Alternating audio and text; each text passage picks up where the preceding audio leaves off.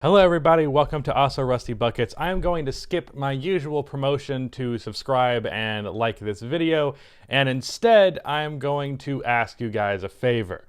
My friend Nicholas just uploaded his first video on YouTube. I'm of the opinion that Nicholas could be among the best NBA YouTubers if he actually got started, and he is trying to get started. He now has about 400 subscribers. I would really love it if we could get him to 1,000. So if you're watching this video, the top link is going to be in the description, top link in the pinned comment. I'd really appreciate it if you went and subscribed to Nicholas and showed him love and watched that video. It's a very good video talking about NBA media and NBA TV and where it's going right now. So that's going to be linked in the description. Please go subscribe to Nicholas. His content is genuinely really good. He's been posting on Twitter for years. I've been trying to get him to do YouTube, as have multiple people, so him actually doing it is really cool, and I want to encourage him to continue to do it more, and your support would do that. Anyways, with that out of the way, let's talk about Suns Nuggets. So my prediction for this series is not looking great right now.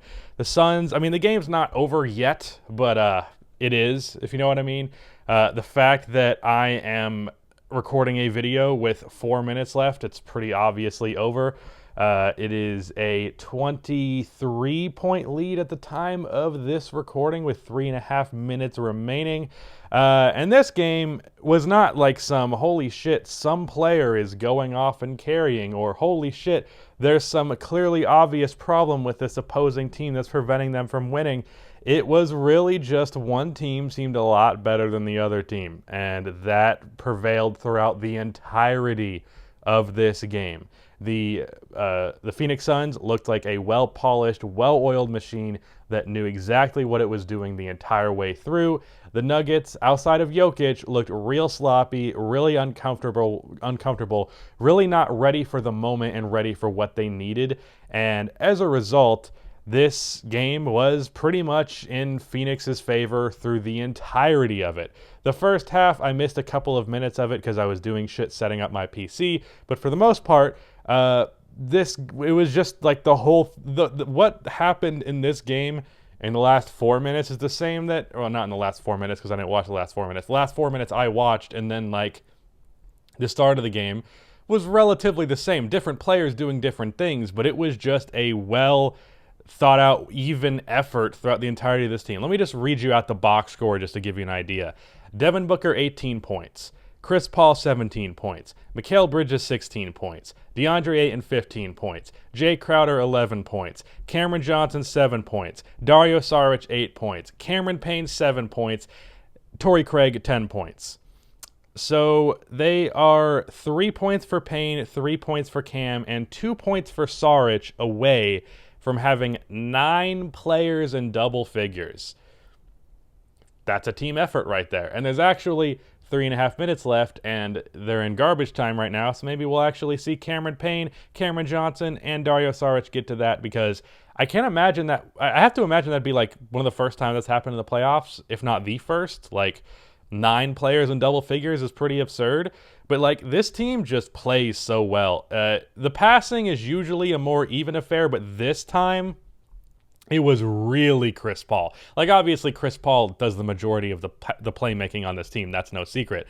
It's Chris Paul. That's how that works. But, 15 assists out of their 24. He took quite a bit of the assists there. Shooters were hitting their shots. Bridges didn't shoot that great, but Jay Crowder hit a step back 3. Devin Booker, there was one, as the Nuggets actually started to make a run around the middle of the third quarter, but then Devin Booker hit a 3 off of a Chris Paul pass. And then Mikal Bridges got a dunk off of a Chris Paul pass. Really, this game, if there's any player that was like the player of the game for the Suns, it would be Chris Paul, just because he was the guy who had his fingerprints all over this win with the 15 assists, 17 points.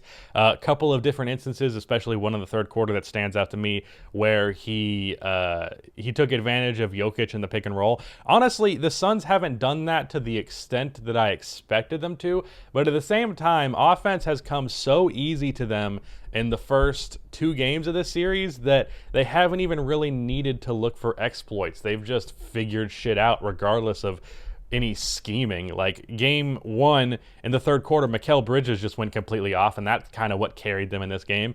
In this game, Denver's offense struggled, and their defense is obviously not great. So really, if you slow down Denver's offense, you've got it handled. And the Suns also did a great job of making life difficult for Jokic. He still finishes this game with 24, 13, and 6 on good efficiency, but a couple of possessions where they doubled him. There was one turnover in particular where Aaron Gordon tried to post up. That did not work. I don't know why he was so aggressive about that. He also got in like a not fight with Jay Crowder, which is just what the entirety of NBA fights are.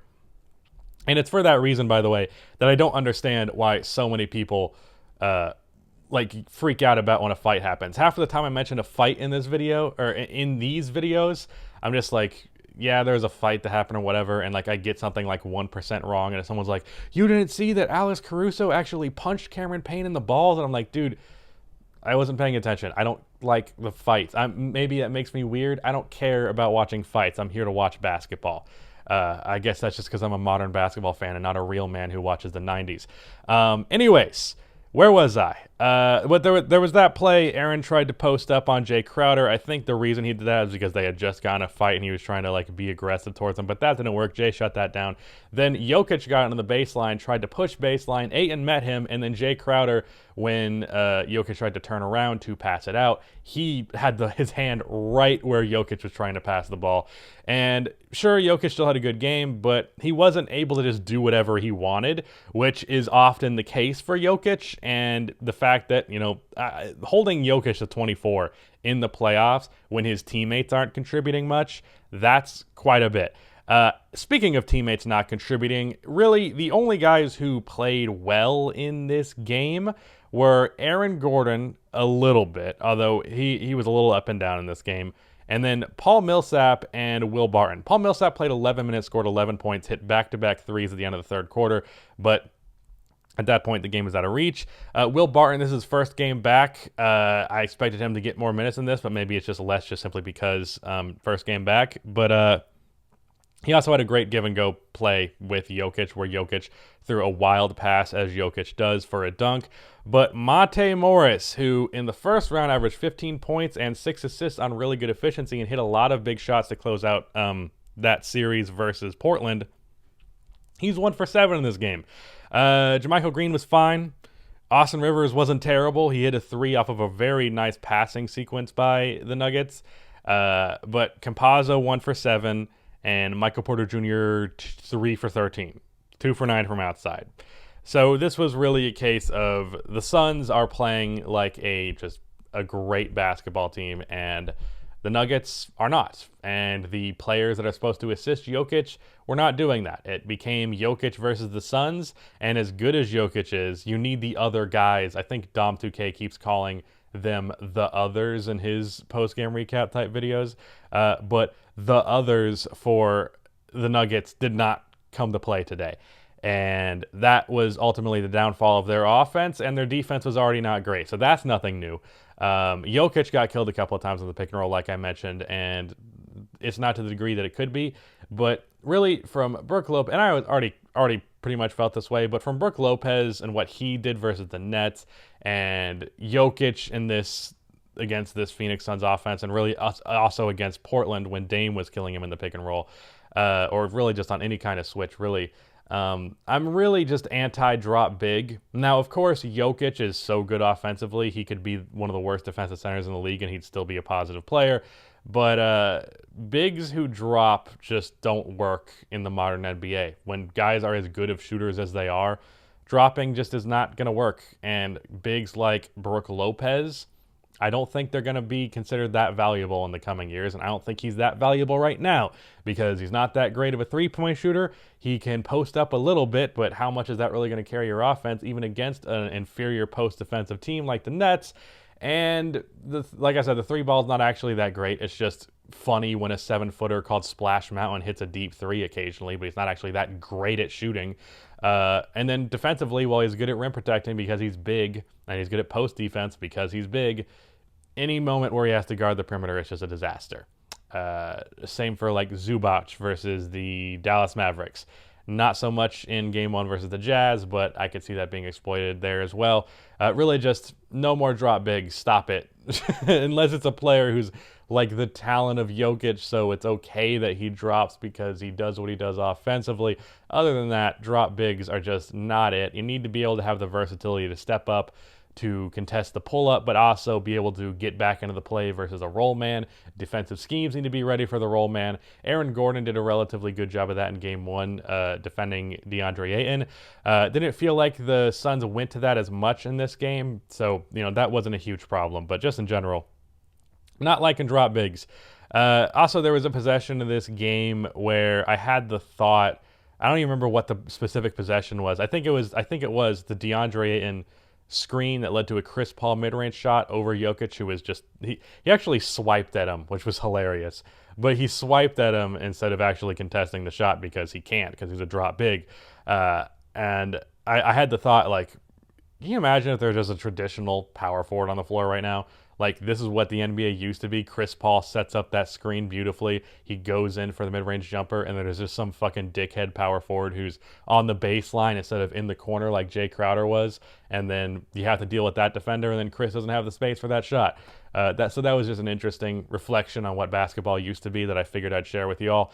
Again, go check out Nicholas's channel. It would make my day if you made his day. So go do that, please. But yeah, that is it. I don't know what I'm going to title this video, but I'll figure it out. Goodbye.